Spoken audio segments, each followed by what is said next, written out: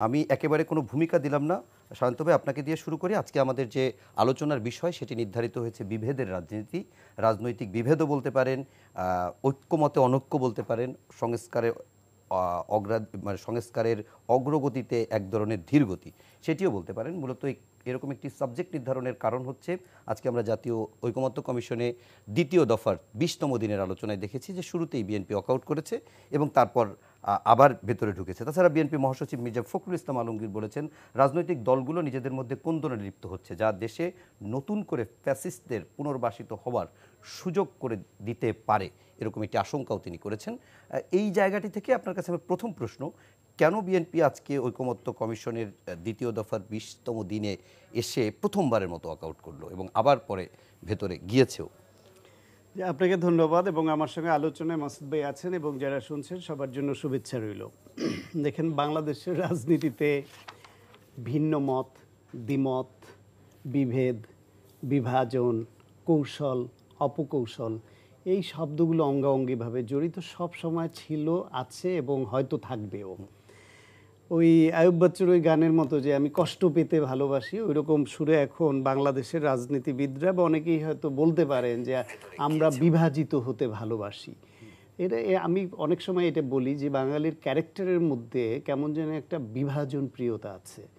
1971 সনে এমন একটি রক্তক্ষয়ী যুদ্ধের মাধ্যমে যে জাতি জন্ম নিল, সেই জাতির বাংলাদেশি যে জাতি জন্ম নিল, বাংলাদেশ নামের একটা রাষ্ট্রের অভ্যুদয় হলো 72 সনে এসে সেই মুক্তিযুদ্ধের পক্ষের শক্তির মধ্যেই এমন বিভাজন হয়ে গেল যে খুনোখুনি, রক্তপাত, জাসদ আলাদা একটা রাজনৈতিক দল হয়ে গেল, তাদের গুম খুন করতে লাগলো সরকার, এইদিকে সরকারের মধ্যে সরকার তৈরি হলো, নানান রকম বিভাজন হলো। পরবর্তী সময়ে বিভিন্ন সময়ে এরকম বিভাজনের এই চিত্র কিন্তু আছে এবং তার খেসারত আমরা দিয়েছি। কিন্তু এখনকার যে বিভাজন, এই বিভাজনটাকে ওই রকম বিভাজন হিসেবে দেখাটা ঠিক হবে না।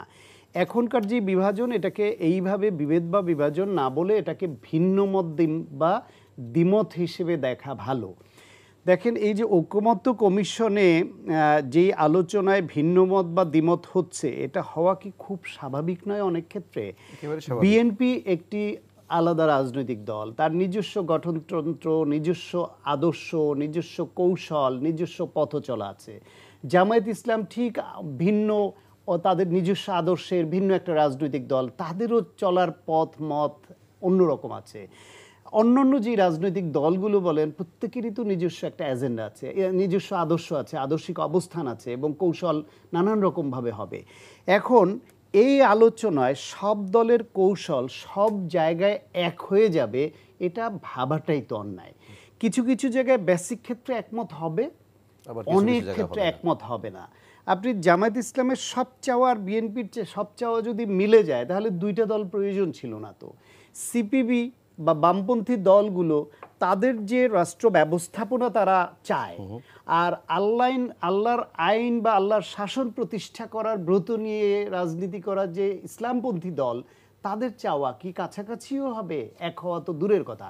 এই মতভিন্নতা, এই দ্বিমত মেনে নিয়ে রাষ্ট্র পরিচালনার মৌলিক কিছু জায়গায় যদি এক হয়, যে আমি বাংলাদেশের স্বাধীনতা ও সার্বভৌমত্বের প্রতি আনুগত্য স্বীকার করছি এবং মেনে নিচ্ছি, আমি বাংলাদেশের গণতান্ত্রিক বিধি ব্যবস্থা সমুন্নত রাখবার জন্য একটি গ্রহণযোগ্য ভোট ব্যবস্থার জন্য যা করণীয় সেটা আমরা একমত হচ্ছি, বাংলাদেশের নারীর অগ্রযাত্রা বা পিছিয়ে পড়া জনগোষ্ঠীকে এগিয়ে নেবার জন্য আমরা এই বিষয়ে একমত হচ্ছি, বাংলাদেশে ভবিষ্যতে যাতে কোনো স্বৈরতন্ত্র জেঁকে বসতে না পারে সেই কারণে আমরা সাংবিধানিকভাবে বা প্রাতিষ্ঠানিকভাবে এই রক্ষা কবচগুলোর ব্যাপারে আমরা একমত হচ্ছি। সেখানে এই ব্যাখ্যা দিতে গিয়েও আপনার কাছে মনে হবে এটা যৌক্তিক এবং খুবই যৌক্তিক, এটা মানা খুবই উচিত।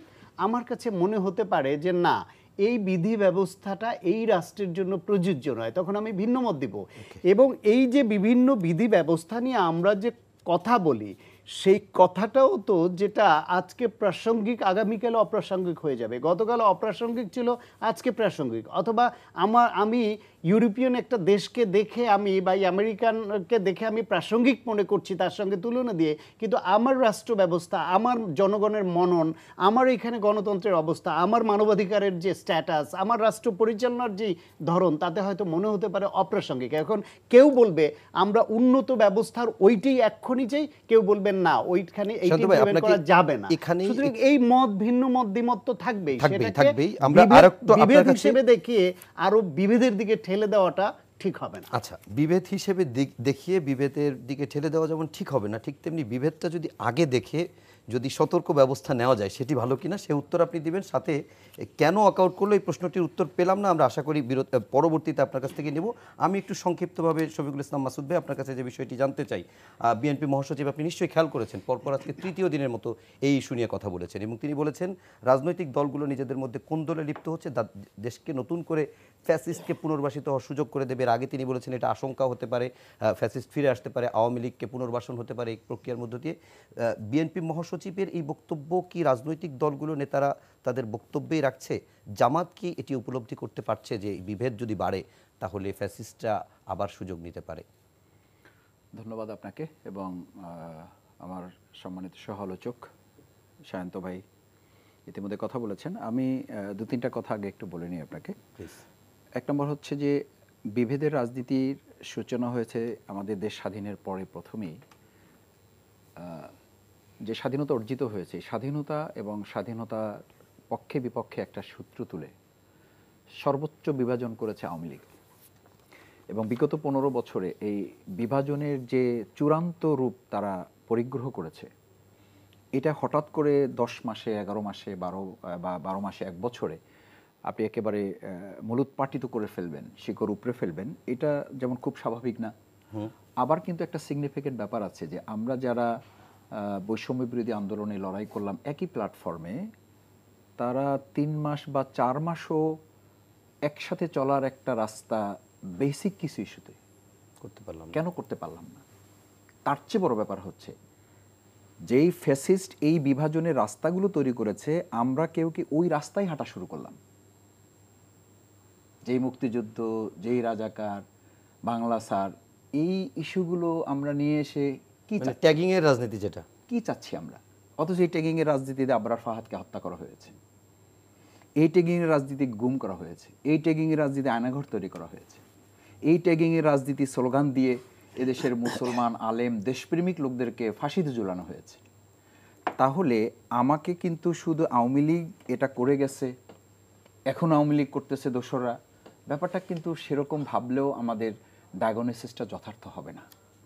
আমরা তো প্রকাশ্যে দেখতে পাচ্ছি রাস্তায় এই স্লোগান, এবং সেই স্লোগান দেওয়ার পর যে কেউ তাকে থামিয়ে দিচ্ছে, কেউ বলছে এটা। আমি একটা জায়গায় এসে শুনেছি সিনিয়র রাজনীতিবিদ জনাব সালাউদ্দিন সাহেব এটা বলেছেন যে রাজনীতি, মুক্তিযুদ্ধ, রাজাকার, এই ইস্যু আমাদের এখনকার এই সময়ের জন্য এটা খুব গুরুত্বপূর্ণ না এবং এই রাস্তায় আমরা হাঁটতে চাই না, কারণ এটা ফেসিস্টের রাস্তা। এটা যতক্ষণে বলা হয়েছে ততক্ষণে এটা অনেক দূর গড়িয়ে গেছে। সেই জায়গাটা আপনাকে, আমাকে, প্রত্যেককেই এবং জনগণের মধ্যে কিন্তু এটা অসম্ভব একটা বিরক্তির উদ্রেক করেছে। এই উদ্রেকটা একটা পর্যায়ে এসে এমন জায়গায় দাঁড়িয়েছে যে ২০২৪ সালের জুলাই আগস্টে যেই ছাত্র জনতা বিশ্ববিদ্যালয়, স্কুল, কলেজগুলোতে রাত্রিবেলা হলের গেট ভেঙে নেমে তারা স্লোগান দিয়েছিল যে তুমি কে, আমি কে, রাজাকার, কে বলেছে, কে বলেছে, স্বৈরাচার, স্বৈরাচার, সেই একই স্লোগান কিংবা ওই সময়ের স্লোগানকেও কিছুটা অতিক্রম করে আমরা বলবো সেই স্লোগানটা যথার্থ হয় নাই, না দিলে ভালো হতো। বিরক্তির উদ্রেক এমন জায়গায় পৌঁছে যে আমাদের শিক্ষার্থীরা সেই পর্যন্ত স্লোগানে যেতে বাধ্য হলো যে তাদের ক্ষোভের মাত্রাটা, আমরা যারা এখন রাজনীতি করছি অথচ বৈষম্য বিরোধী আন্দোলনে যে ছেলেগুলো, আমাদের যে সন্তানরা, যে শিক্ষার্থীরা জীবন দিয়ে একটা বৈষম্য মুক্ত একটা পরিবেশ তারা চেয়েছিল, রাজনীতিবিদরা রাজনীতি করবে, কাঁধে কাঁধ মিলিয়ে কথা বলবে। আমি গতকালকে একজন বিএনপির সিনিয়র নেতা আমাকে প্রথমে মেসেজ দিয়েছেন, আমি মিটিংয়ে ছিলাম, কথা বলতে চাচ্ছেন। আমি খুব সম্মান করেই বলছি যে এটা আমার কাছে খুব ব্যতিক্রম মনে হয় নাই, কিন্তু এটা আমার খুব প্রত্যাশার জায়গা যে আমি ওনার বয়সে ছোট, রাজনীতিতে ছোট, কিন্তু উনি কথা বলেছেন, খোঁজ নিয়েছেন, শুধু খোঁজ নিয়েছেন এটার জন্য যে মাসুদ বা ভাই বলছেন, কিন্তু উনি আমাকে মাসুদই ডাকতে পারেন, বয়সে এতটা উনি আমার চেয়ে বয়স্ক। কিন্তু আলহামদুলিল্লাহ উনি আমাকে বলছেন যে মাসুদ আমি শুধু ফোন করেছি আপনাকে, যে আমরা একসাথে ছিলাম না। আমি বললাম হ্যাঁ একসাথে ছিলাম তো। বলছে জেলখানে আমরা একসাথে খোঁজখবর নিয়ে নি। আমি বললাম হ্যাঁ খোঁজখবর নিয়েছি তো আমরা। বলছে তাহলে মাসুদ আজকে এই পরিস্থিতিটা কেন? এইটা আপনাকেও কথা বলতে হবে, এবং আমাকে এইভাবে মেনশন করেছেন যে আপনাকে কথা বলতে হবে এটা নিয়ে। আমি বললাম যে আপনি তো নিশ্চয়ই আমার কথা শোনেন বলে এটা বলেছেন। আমি খুবই নিজেকে সম্মানিত বোধ করি যে আপনার মতো মানুষ আমার কথা হয়তো দুই একটা শুনেন আপনি। বলে যে আমি শুনি না, শুধু শুনি বলে আপনাকে আমি দায়িত্ব দিলাম যে আপনি এটা নিয়ে কথা বলবেন। দেখেন এটা কিন্তু একটা রাজনৈতিক দল, জাতীয়তাবাদী দলের একজন নেতার বক্তব্য, তার একটা অভিমত, তার একটা প্রতিক্রিয়া, তার একটা প্রত্যাশা যে আমাদেরকে এক জায়গায় কথা বলতে হবে, আমাকে আলাদাভাবে উনি অ্যাসাইন করেছেন যেটা নিয়ে কথা বলতে হবে আমাদের। এবং আমি এই টকশোতে বলি যে টকশোতে যখন কথা বলি, কথার মাঝে যখন অফ দ্য রেকর্ড থাকে, তখন আমরা নিজের আলাপ করি যে মাসুদ ভাই আসলে যাই বলেন কথা কিন্তু আমাদের বলতে হবে, কারণ বিভেদ হলে আমাদের তৃতীয় শক্তি আসবে। তৃতীয় শক্তি বলতে আমরা কোনো একটাকে মেনশন করছি না, তৃতীয় শক্তি কিন্তু আমাদের অনেকগুলো মিলে তৃতীয় শক্তি। আমাদের পার্শ্ববর্তী আধিপত্যবাদ আছে, আমাদের মধ্যে লুকিয়ে থাকা ফেসিবাদ বিরোধী শক্তি এখনও তো সব আমরা আইডেন্টিফাই করতে পারি নাই, আমাদের প্রশাসনের দোসর যারা আছেন, আমাদের এই গণমাধ্যম জগতই আপনি খেয়াল করবেন এখনও বিবিধের রাজনীতিতে, আমি এই কথাটা বলি সকল সাংবাদিকদের প্রতি সম্মান রেখে বলছি যে কোনো কোনো ক্ষেত্রে কেউ কেউ এখনও আমি বলি যে রাজনীতিবিদদের ঐক্যবদ্ধ ভূমিকা পালন এবং বিভেদহীন হওয়ার চাবিকাঠির জায়গা থেকে গণমাধ্যমগুলোরও কিন্তু একটা জবাবদিহিতা এবং দায়বদ্ধতার অনেক বড় জায়গা আছে। কোন নিউজটা করলে আমাদের জাতীয় ঐক্য আরও মজবুত হবে সেই জায়গাটা বাদ দিয়ে যদি আরেকটা লাইন ওখানে চাইলে যোগ করে দেওয়া যায়, এবং এমন একটা লাইন যোগ করে দেওয়া হচ্ছে, ওই যে কোরআনে আমরা আয়াত ছোট সময় বলতাম লা তাকরাবুস সালাত, তোমরা নামাজের ধারে কাছে যাইও না, এই কথা বলে আপনি যদি ছেড়ে দেন, তো ছেড়ে তো দিতেই পারেন, এটা তো একটা সেন্টেন্স, কিন্তু সেন্টেন্সটা একটা অপূর্ণাঙ্গ, ইনকমপ্লিট, এটা কিন্তু আপনি বলছেন না। সে এটা দেখে বলতেছে ও তাহলে তো জামাত বিএনপি লেগে গেছে, মানে তাতে সে খুব খুশি হয়ে যাচ্ছে, কারণ তার তো মানে ইনডোরে তার একটা এরকম মানে অ্যাসাইনমেন্ট আছে, তাকে হয়তো কেউ কেউ পিছন থেকে প্রমোট করছেন। সেই জায়গায় আমি বলি যে আমাদের সব জায়গা থেকে আমরা যদি কনসার্ন নিতে পারি এবং রাজনীতিবিদের জায়গা থেকে আমরা রাজনীতির যারা মূলত জাতীয় পর্যায়ে ভূমিকা রাখেন তারা যদি বিবিধের রাজনীতির চক্রান্তটা বুঝতে পারে এবং তার পরবর্তী ধাপটা যে তার প্রতিফলটা কি, তার প্রতিক্রিয়াটা কি, আফটার ম্যাথটা কি, রিয়াকশনটা কি, সেটা যদি আমার সামনে থাকে, সেটা তো আছে 2008-এ আছে, 2014-তে আছে, 2018-তে আছে, 2024-এ আছে, এখন 25-26-এ এসেও কিন্তু আমাদের সামনে এটা হেডেকের কারণ যে রাজনীতিবিদদের অনৈক্যই একটা দেশের সবচেয়ে বড় সমস্যা তৈরি করেছিল, ভবিষ্যতেও করতে পারে। আমি ওইখান থেকে আপনার পরে আরেকটা প্রশ্ন একটু রেখে যাই, সেটি হচ্ছে যে ওই বিএনপির সিনিয়র নেতা আপনার কাছে যে জিনিসটি জানতে চেয়েছিল বা আমিও যেটি আজকে জানতে চাই সেটি হচ্ছে কেন এই বিভেদের রাজনীতি, এবং শফিকুল ইসলাম মাসুদ ভাই গত 15 বছর উদাহরণ দিয়ে বলছে আওয়ামী লীগ পরবর্তীতে এই বিভেদের রাজনীতি করেছে। এখন সেই হিসেবে 72-এই আপনি বলছেন যে অনৈক্য তৈরি হয়ে গেছে, যে কারণে সেই স্বাধীনতার সুফল বলি কিংবা আমরা 74-এ 75-এ এসে পট পরিবর্তনও দেখেছি। এখন এই যে বিভেদটুকু চলছে, গণতন্ত্রের বিভেদ বিভাজন থাকবে, কিন্তু এটি মাত্রাতিরিক্ত বলে আপনার কাছে মনে হয় কিনা? না, ডেফিনেটলি মাত্রাতিরিক্ত, এবং আমরা আসলে একটা ঐক্যবদ্ধ জাতি হয়ে ওঠার যে উপাদানগুলি দরকার সেটা শুরু থেকে অনুপস্থিত ছিল বলে আমরা ঐক্যবদ্ধ জাতি হিসেবে গড়ে উঠতে পারিনি। ফলে এখন চাইলেই হঠাৎ করে ঐক্যবদ্ধ জাতি হিসেবে আমরা আবির্ভূত হয়ে যাব এটা আশা করাই ভুল। তবে গণঅভ্যুত্থানের পক্ষের শক্তিগুলোর মধ্যে যেহেতু 18 বছর ধরে তারা নিপীড়িত, নির্যাতিত এবং নানান রকমের ক্ষতির সম্মুখীন হয়েছে, তাদের মধ্যে এক ধরনের ঐক্য থাকাটা কাঙ্ক্ষিত ছিল। এবার এই বিষয়ে বিস্তারিত আরেকটু বলার আগে আপনার প্রথম প্রশ্নের উত্তরটা দিয়েই নেই, যেহেতু আগের বার প্রশ্ন করেছিলেন দেয়া হয়নি। সেটা হলো বিএনপির প্রতিনিধিরা আজকে কেন ওয়াকআউট করলো প্রথমবারের মতো।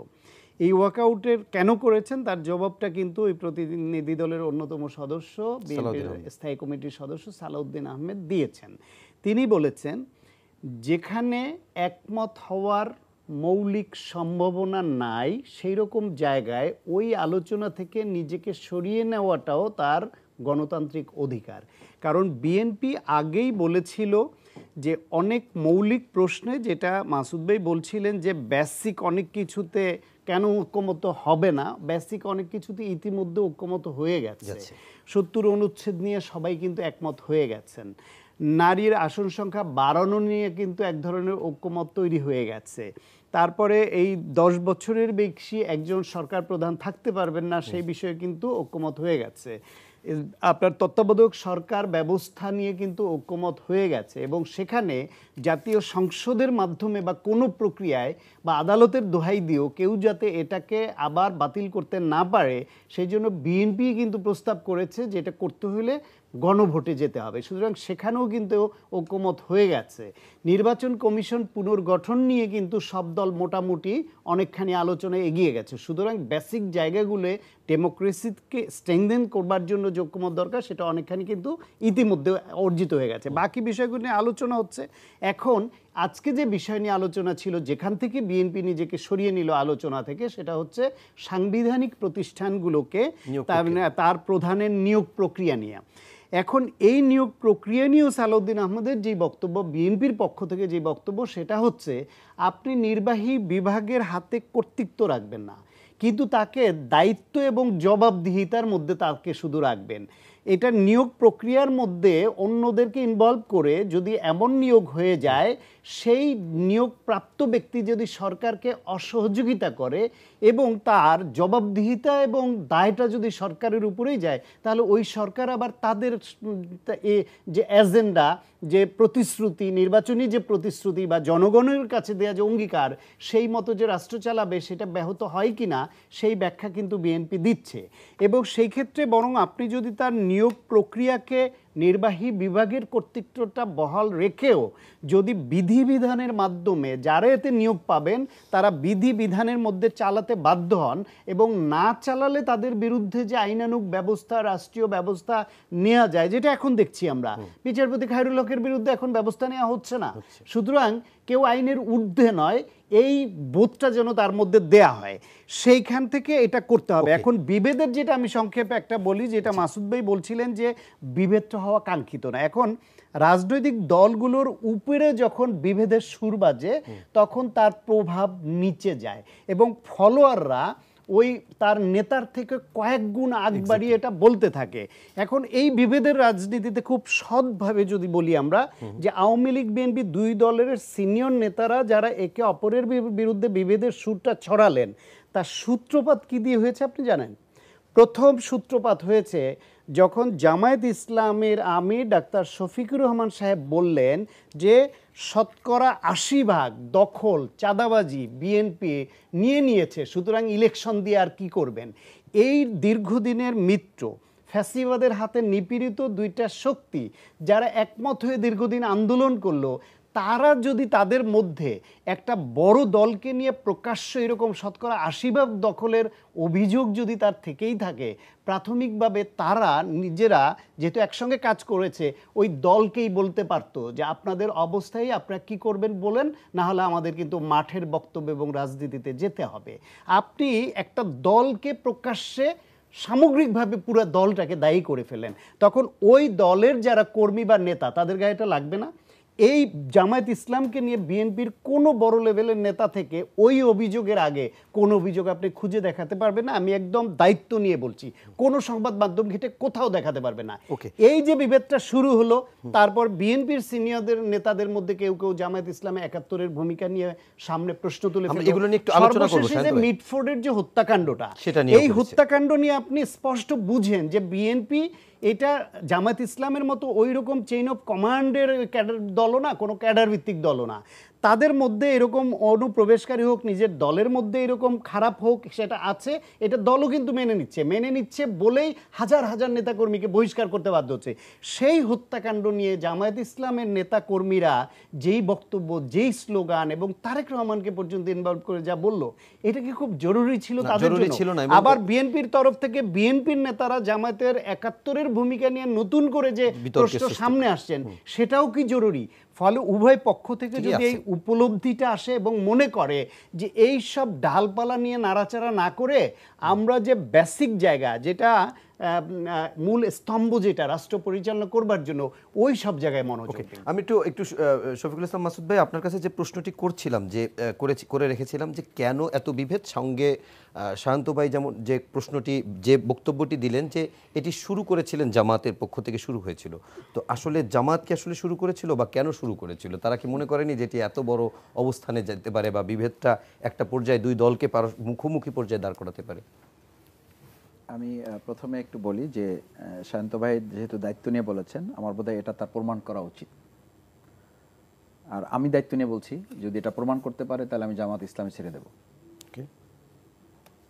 উনি তো দায়িত্ব নিয়ে কোনো গ্যারান্টি দেন নাই। আর আমি দায়িত্ব নিয়ে বলছি, আমির জামাত ডাক্তার শফিকুর রহমান আমাদের বাংলাদেশের এখনকার রাজনীতিতে কথা বলার সৌজন্যতার উনি হচ্ছেন মডেল। এটা একেবারে জাতশত্রু যে সে ওটা বলে যে জামাতের আমিরের মতো করে যদি এই সমাজে এই রাজনীতিতে কথা বলার প্র্যাকটিস কেউ করে, তাহলে রাজনীতিতে আর বিভাজন থাকবে না বলা যাবে না, যে বিভাজন রিডিউস হয়ে আসবে। আর আমি দায়িত্ব নিয়ে আরেকটা কথা আপনাকে বলি প্লিজ। জামাত ইসলামী 2024-এর 5ই আগস্টের পর বিএনপি কিংবা বিএনপির কোনো নেতার নাম ধরে কথা বলেছে কেউ কোথাও, যদি এটা প্রমাণিত হয় তাহলেও আমাকে যে শাস্তি দেওয়া হবে আমি শাস্তি মাথা পেতে নেব।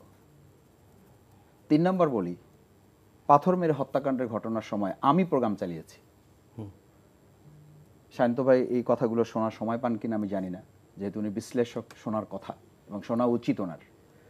শুরুটাই করেছি, আজকের এই প্রোগ্রাম আমরা করতে এসেছি কোনো দল বা কোনো ব্যক্তির বিরুদ্ধে নয়। আমরা এই বক্তব্য দিতে এসেছি যারা এই নির্মম হত্যাকাণ্ড ঘটিয়েছেন, এই অমানবিকতার বিরুদ্ধে আমরা কথা বলতে এসেছি। আমার ওই কথার পরে যেহেতু সবাই বক্তব্য দিয়েছেন, আপনি জানেন যে কোনো বক্তব্য মানে সিনপসিসটা কিন্তু ইম্পর্টেন্ট। আমি সিনপসিসটা দিয়ে দিয়েছি যাতে পরবর্তী যারা কথা বলবেন তারা যেন এগ্রেসিভ এবং কোনো পলিটিক্যাল পার্টি বা কোনো পলিটিক্যাল পার্সনকে যারা অ্যাটাক না করেন। আমি জাস্ট সেন্টেন্সটা শেষ করি। আমি শুধু বলছি যে এই যে আজকে আমাদের বিভেদের রাজনীতিটা, এই বিভেদের রাজনীতিটা কিন্তু এখান থেকেই হয়। এই যে আমরা একটা কথা বলে দিচ্ছি, এটা কিন্তু শত শত না, হাজার না, লক্ষ মানুষ এটাকে দেখে। এই জায়গায় আমি বলছি যে আমাদের সুশীল যারা আছেন, আমাদের যারা বিশ্লেষক আছেন, তাদেরও দায়িত্ব নিয়ে এবং যথার্থ কথাটা আমাদের বলার প্র্যাকটিস থাকে। আমরা এখান বিভেদের এই জায়গাটা হচ্ছে যে আমাদের রাজনীতিবিদ হিসাবে আমাদের যেমন দায়িত্ব নিতে হবে, এবং রাজনীতিবিদদের মধ্যে যারা আবার সিনিয়র পার্সোনালিটিস আছেন, সিনিয়র লিডারশিপে যারা আছেন, তারা তাদের কথা বলার মধ্য থেকে কিন্তু একটা মেসেজ দেন, যে মেসেজটা second level, third level, fourth level, even grassroot level পর্যন্ত ওটাকে ক্যারি করা হয়। আপনি নিশ্চয়ই খেয়াল করেছেন যে জার্নালিস্ট এবং একজন নাগরিক হিসাবে যখন ঢাকায় স্লোগান উঠেছে জামাত শিবির রাজাকার, এই মুহূর্তে বাংলা ছাড়, আমি আপনাকে একটা কথা খুব কঠিনভাবে বলি, 17 বছরেও আমার বাউফলে এই স্লোগান তৃণমূল পর্যায়ে এত দূর যায় নাই। মানে বিভেদের রাজনীতিটা এই ঠিক গ্রাম পর্যন্ত পৌঁছায় নাই। অথচ খুব দুর্ভাগ্যজনক, ওই যে বললাম না যে যখন আপনি উপর থেকে মেসেজ যাবে, মাথা যখন নষ্ট হয়ে যাবে, মাথা যখন পচন ধরবে, শরীর বাঁচাতে পারবেন না। এই বছর এটা দেখলাম ওয়ার্ডে ওয়ার্ডে মিছিল হয়েছে। মানে মাসুদ ভাই, ওয়ার্ডে ওয়ার্ডে মিছিল হয়েছে। আমরা তো দেখি যে কেন্দ্রীয় নেতাদের সম্পর্ক খুব ভালো বিএনপি জামাত। আমি বলি যে এই ওয়ার্ডে ওয়ার্ডে মিছিল হয়েছে যে জামাত শিবির রাজাকার, এই মুহূর্তে বাংলা ছাড়। আমি গ্রাম থেকে আমাকে কিছু ভিডিও পাঠিয়েছে, আমি দেখে খুব অবাক হলাম। লুঙ্গি পরা, স্বাভাবিকভাবে আমাদের গ্রামের মানুষ এইটাই করে, লুঙ্গি পরে, গেঞ্জি পরে, শার্ট পরে নর্মালি চলে যাচ্ছে, সেই মিছিল করতেছে জামাত শিবির রাজাকার, এই মুহূর্তে বাংলা ছাড়। এরকম একজনকে আমাদের মিছিল শেষে জিজ্ঞেস করছে, বলছে যে ভাই এবার আমাদের মিছিলের স্লোগান কাগজে ঠিক করে দেওয়া হয়েছে। এগুলো দেওয়ার জন্যই, এগুলো দেওয়ার জন্য ঠিক করে পাঠাই দেওয়া হয়েছে। ডিস্ট্রিক্টে পাঠানো হয়েছে, ডিস্ট্রিক্ট থেকে উপজেলায় পাঠানো হয়েছে, উপজেলা থেকে ইউনিয়নে পাঠানো হয়েছে, ইউনিয়ন থেকে ওয়ার্ডে পাঠাই দেওয়া হয়েছে। আপনি সেই দেশে বিভেদের রাজনীতির কবর রচনা করবেন কি করে? It's direction. আমরা তো এটা ছড়িয়ে দিচ্ছি, বিভেদটা আমরা কমানোর প্রক্রিয়ার পরিবর্তে আমরা রাজনীতিবিদের এটাকে ছড়িয়ে দিচ্ছি। সেই জায়গায় আমি বলছি যে সিনিয়র লিডারশিপ যারা আছেন তাদের মধ্যে সম্পর্ক ভালো আছে, হয়তো মুখে মুখে ভালো থাকে, ওপেনে ওই যে বললাম না, ওপেনে একরকম, গোপনে আর এক রকম। ওপেনে সে বলেন এইটা করতে হবে, এটা করতে হবে, গোপনে তিনি কিন্তু ওটাকে ধারণ করতে পারেন না। না ধারণ করার প্রেক্ষিতে যেটা হচ্ছে যে আমাদের এই 2024-এর আগস্টের পরে দেখেন শহীদের সংখ্যা নিয়ে আমি একটা কথা বলি আপনাকে। জামাত ইসলামী বারবার বলে আসছে, আমির জামাত এটা প্রথম শুরু করেছেন ডাক্তার শফিকুর রহমান, যে শহীদ কোনো ব্যক্তি বা দলের সম্পদ হবে না, দেশের। এটি কি হওয়ার কথা ছিল না? এই বক্তব্যটা কি ওনার হওয়ার কথা? এটা তো সবার হওয়ার কথা। এই যারা শহীদ হতে গেছে সে কি জামাত ইসলামের সাইনবোর্ড লাগিয়ে গেছে, সে কি বিএনপির সাইনবোর্ড লাগিয়ে গেছে, সে কি জাতীয় পার্টির সাইনবোর্ড লাগিয়ে গেছে, ছাত্রদল শিবিরের সাইনবোর্ড লাগিয়ে গেছে? সে দেশের জন্য গেছে, প্রয়োজনে গেছে, ফ্যাসিস্টের বিরুদ্ধে গিয়েছে। সেই লোকটাকে এখন আমরা কেউ শিবির বলছি, কেউ জামাত বলছি, কেউ ছাত্রদল বলছি, কেউ বিএনপি বলছি, বাট জামাত ইসলামীকে যতবার কোশ্চেন করা হয়েছে, আমার মতো ছোট মানুষ সেভারাল টাইম সাংবাদিকদের আমার মুখোমুখি হতে হয়েছে, ভাই আপনাদের শহীদের সংখ্যা কত? আমি বলছি যে ভাই আমাদের যতজন শহীদ হয়েছে সব আমাদের। তার মানে যে শহীদের তালিকা আপনারা দিয়েছেন সেটি কি সব শহীদ আপনাদের না? শহীদ। ইভেন আপনি জানেন যে আমরা শহীদ স্মারক গ্রন্থ বের করেছি। হ্যাঁ, ওইটার কথাই বলছি, ওটা কি সব শহীদ? সব শহীদদের আমরা সেখানে নিয়েছি। আচ্ছা। সব শহীদদের আমরা নিয়েছি। আমরা বলেছি তারা রাষ্ট্রীয় সম্পদ। এটা আওয়ামী লীগ এই রাজনীতি করেছে, এই রাজনীতি আমি করবো কেন? এই রাজনীতি বিএনপি করবে কেন? বিএনপি কেন করবে? এবং সেই অভ্যুত্থানে তাদের সেই শহীদের সংখ্যাও আপনি দেখেন যে সেই শহীদের সংখ্যাও এক এক মিটিং এ এক একটা বলা হয়। এক মিটিংয়ে বলা হয় 37 জন, এক মিটিংয়ে বলা হয় 153 জন, এক মিটিংয়ে বলা হয় 162 জন। তাহলে আপনি কোন জায়গায় আছেন? আবার ওই দলের মহাসচিব কোন একটা মিটিংয়ে বলেন যে আমাদের 1000-এর উপরে, আমাদের 800-র উপরে আমাদের শহীদ হয়েছে। তাহলে এখন কোনটা ঠিক ধরবে? এর চেয়ে সুন্দর হতো না যে আমাদের এই শহীদেরা রাষ্ট্রের সম্পদ, জাতির সম্পদ। জামাত ইসলামী তো এটা আমরা যে 2 লক্ষ করে টাকা দিয়েছি, আমরা কিন্তু কেউ কাউকে জিজ্ঞেস করতে জানি আপনি কোন দল করেন। এটা জামাত ইসলামী আমিরের ডিসিশন ছিল যে আপনারা জিজ্ঞেস করতে যাবেন না কে কোন দল করে, সবাইকে আপনারা দিবেন। আহত পঙ্গু আমরা জানতে চাই নাই, এখন আমাদেরকে জিজ্ঞেস করা হয় ভাই জামাতের আহত কত? আমরা বলছি যারা আহত, যারা একটা গুলি খায় নাই, শুধু মানে ইটের আঘাত খাইছে, সে একটু রক্ত বের হয়েছে, ওই ভাইটা আমাদের। এবং শুধু তা না, যারা ওখানে আন্দোলন করতে গিয়েছে তারা সবাই আমাদের, আমরা সবাই এক হয়ে কাজ করেছি। সেখানে শান্ত ভাই যেটা বলেছেন, ডাক্তার শফিকুর রহমানের প্রশ্নই নাই কোনো একটা দলকে। আমি বললাম আপনাকে যে আমি শফিকুল ইসলাম মাসুদ সহ আমাদের কোনো প্রোগ্রামে বিএনপি এবং তাদের নাম ধরে এই সৌজন্যতাটুকু রক্ষা করার দায়িত্ব জামাত মনে করে, এবং সেই দায়িত্ব নিয়ে আমরা কথা বলেছি। আমি বললাম আপনাকে সবচেয়ে বেশি নেগেটিভ ইমপ্রেশনটা বিএনপি বা জাতীয়তাবাদী দল নিয়েছে কোন জায়গা থেকে? পাথর মেরে হত্যাকাণ্ড ঘটনাটা থেকে, যেখানে খুব স্বাভাবিক দেখা যাচ্ছে যে তারা বহিষ্কার করছে 11 জনকে, খুব স্বাভাবিক দেখা যাচ্ছে পুলিশ অ্যারেস্ট করছে, একেবারে তাদের দলীয় লোকদেরকে অ্যারেস্ট করতেছে, এবং তার পরিবারের সন্তান সে প্রকাশ্যে বলতেছে, তার মেয়ে বলতেছে, তার সে ছোট ছেলে সে মিডিয়াতে বলতেছে। তো এইগুলো দেখার পরেও কিন্তু আমরা যে 2টি প্রতিবাদ করেছি, সেই প্রতিবাদে আমার এখনো ভিডিও আপনি এখানে যদি দেখতে চান আমি দেখাতে পারি, এরপরে আমি আপনাকে এপিসোডে দেখাবো যে স্টার্টিংটা করেছি আমি বলে যে আমরা এখানে কোনো ব্যক্তি বা দলের বিরুদ্ধে কথা বলতে আসি নাই। আমরা আসছি 2006 সালের 28শে অক্টোবর লাশের উপরে নৃত্য করার যে দৃশ্য, এই দৃশ্য যে কোনো কারণে আবার আমাদের সামনে ফিরে এসছে, এটা আমরা পুনরাবৃত্তি হতে দেন, এবং যারা এর সাথে জড়িত অবশ্যই সে যে দলের হোক তাদেরকে গ্রেপ্তারের আওতায় আনতে হবে এবং শাস্তিমূলক ব্যবস্থা করতে হবে। সুতরাং সেই জায়গাটায় আজকে যদি কেউ মনে করেন যে জামাত ইসলামী এটা শুরু করেছে, এটা নির্বুদ্ধিতা ছাড়া এবং জামাত ইসলামের উপর অবিচার করা ছাড়া আর কিছুই নেই। এবং আমি মনে করি শান্ত ভাই যদি জেনে বুঝে এটা বলে থাকেন তাহলে এটা প্রত্যাহার করা উচিত, আর যদি জেনে বুঝে না করেন তাহলে উনি এটা চ্যালেঞ্জ দিয়ে ভবিষ্যতে আমি যেটা ওনাকে বলেছি সেই চ্যালেঞ্জ ওনাকে গ্রহণ করা উচিত। জি, একটু শান্ত ভাই আপনি এই চ্যালেঞ্জ প্রসঙ্গে কিছু বললে তারপর আমি পরের প্রসঙ্গে যাব। আসলে চ্যালেঞ্জ কি, এই মাসুদ ভাই তরুণ এবং ভালো কথা বলেন, লেখাপড়া জানা নেতা। জামায়াত ইসলামের মধ্যে যাদের কথা আমি শুনি এবং পছন্দ করি তার মধ্যে একজন হচ্ছেন মাসুদ ভাই। তিনি রাজনীতি ছেড়ে দেন, এটা আমি কোনোভাবেই চাই না, এবং আমি অনুরোধ করব, মানুষেরই ভুল হয়, আপনার রাজনীতি নিয়ে ব্যস্ত থাকেন, কাজ করেন, সেই ক্ষেত্রে যদি শুনতে বা ফলো করতে ভুল হয়েও থাকতে পারে, তবু দয়া করে রাজনীতি ছাড়বেন না। এবার আমি বলি না, যে রাজনীতিতে আমি শেষ করতে দেন তাহলে বুঝবেন। 7 সেপ্টেম্বর 2024 এই তারিখে সমকাল পত্রিকার একটা নিউজের হেডলাইন হচ্ছে বিএনপির সঙ্গে জামায়াতের টানাপোড়েন বাড়ছে। রিপোর্টে করেছে 2 জনে যৌথভাবে, রাজীব আহমদ ও কামরুল হাসান। এইখানের আপনি কোট আনকোট আপনাকে একটু কথা পড়ে শোনাই, তাহলে বুঝবেন যে আমি ভুল বলেছি কোন জায়গাটায়। বলছে 5 আগস্ট ছাত্র জনতার অভ্যুত্থানে শেখ হাসিনার পতনের পর বিএনপি ও জামায়াত ইসলামীর পথ আবার আলাদা হয়ে যায়। মতবিরোধ প্রথম প্রকাশ্যে আসে জামায়াতের আমির ডাক্তার শফিকুর রহমানের বক্তব্য ঘিরে। তিনি অন্তর্বর্তী সরকারের প্রধান উপদেষ্টার ভাষণ নিয়ে বিএনপির বিপরীতমুখী অবস্থান নেন, কৌশলে সমালোচনা করেন দীর্ঘদিনের মিত্র দলটির। এরপর ক্ষুব্ধ প্রতিক্রিয়া দেখা দেয় বিএনপিতে।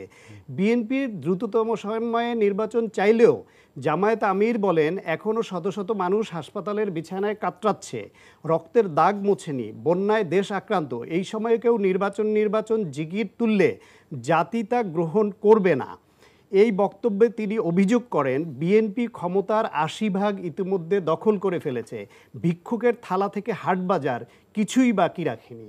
এইবার বলেন, কোট আনকোট যেটা পড়লাম, আপনি ওই দুই সাংবাদিক এই পত্রিকাকে কাঠগড়ায় দাঁড় করান এবং ওই সময়ের অনেক পত্রিকার হেডলাইন আমি বের করব। আমি নিজে যেহেতু কলামিস্ট, আমি লিখি, আমার সংগ্রহগুলো থাকে, পয়েন্ট বাই পয়েন্ট আমি অন্তত 10টা সংবাদ মাধ্যমের হেডলাইন বের করে দিব যে জামায়াত ইসলামের আমির এই কথা বলেছেন। তিনি ওই সময় আরও দু একটা কথা অগ্রহণযোগ্য বলে তাকে ব্যাখ্যা দিতে হয়েছে। একটা হচ্ছে আওয়ামী লীগকে ক্ষমা করে দেওয়ার যে কথা বলেছিলেন তেজগাঁয়ে, সেই কথাটা নিয়ে পরে আবার ব্যাখ্যা দিতে হয়েছে। আমি এটা মিন করিনি, আমি ক্ষমার দৃষ্টান্ত রাখতে চেয়েছি, কিন্তু ফ্যাসিবাদ খুনিকে না, এই ব্যাখ্যা দিতে হয়েছে।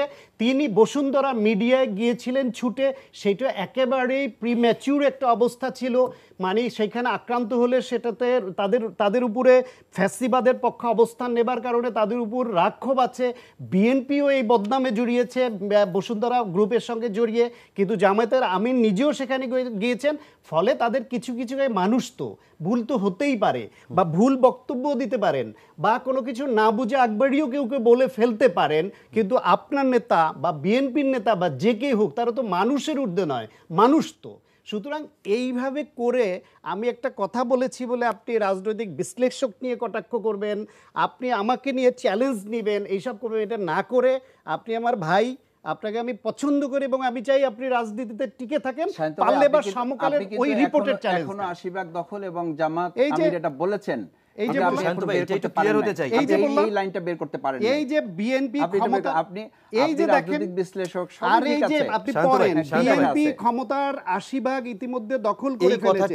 জামাতের আমি কাকে বলেছি, হাটবাজার কিছুই বাকি রাখেনি। রিপোর্ট, এইটার পত্রিকার আর রিপোর্ট আমির জামাতের নামে লিখেছে, এই যে বলছে যে ইয়ার এটা একটা পত্রিকার কথা লিখেছে, এটা কি আমিরে জামাত বলেছে, এই যে বলছে আমি ডাক্তার শফিকুর রহমানের বক্তব্য, তার বক্তব্য ঘিরে এই যে বলেন বিএনপি দ্রুততম সময়ে নির্বাচন চাইলে জামায়াত আমির বলেন, এই রিপোর্টের যে জামাত ইসলামী প্রতিবাদ দিয়েছে সেটা কি আপনি জানেন? আপনি প্রতিবাদটা দেখান পারলে।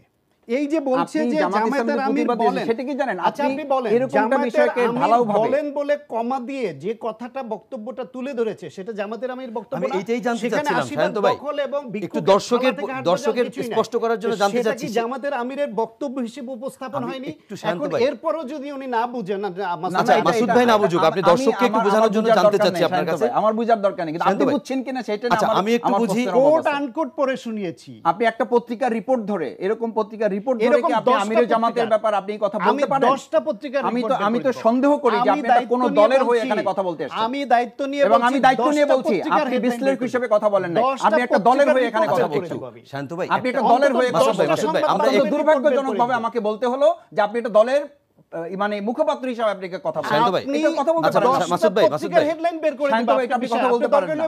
আপনি মুখপাত্র হিসেবে কথা বলছেন ভাই, আপনি তো বিশ্লেষক হিসেবে। আমি বিশ্লেষণ, সেই কথার মধ্যে সমকালের রিপোর্টটা উল্লেখ করতে হতো, আপনি সমকালের রিপোর্টটা উল্লেখ করতে হতো। শান্ত ভাই, এইটাই জানতে চাচ্ছিলাম যে এই বক্তব্যটা জামাতের আমির কি কোনো প্রোগ্রামে দিয়েছে নাকি ওই পত্রিকাকে দিয়েছে, এটা একটু জানতে চাই।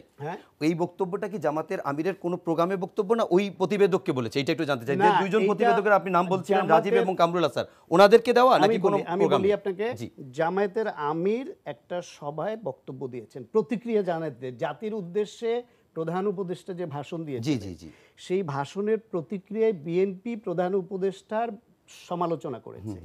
তা নির্বাচন চেয়েছে, যে ওনার কথায় নির্বাচনের কোনো প্রসঙ্গ আসে নাই। তার কাউন্টার দিতে গিয়ে জামায়াতের আমির ডাক্তার শফিকুর রহমান যে বক্তব্য দিয়েছেন, সেইখানে এই যে শতকরা ৮০% দখল করে নিয়েছে, ভিক্ষুকের থালা থেকে হাটবাজার কিছুই বাকি রাখিনি, কোট আনকোট এই কথা হুবহু বলেছেন। এই কথা কি সমাবেশে বলেছে নাকি ওই পত্রিকার সাংবাদিককে বলেছে? কাউন্টার না, তিনি সাংবাদিকদের বলেছেন। সেইটা নিয়ে বিভিন্ন সংবাদ মাধ্যমে এটা প্রকাশিত হয়েছে। মাসুদ ভাই শুধুই রেগে যাচ্ছেন,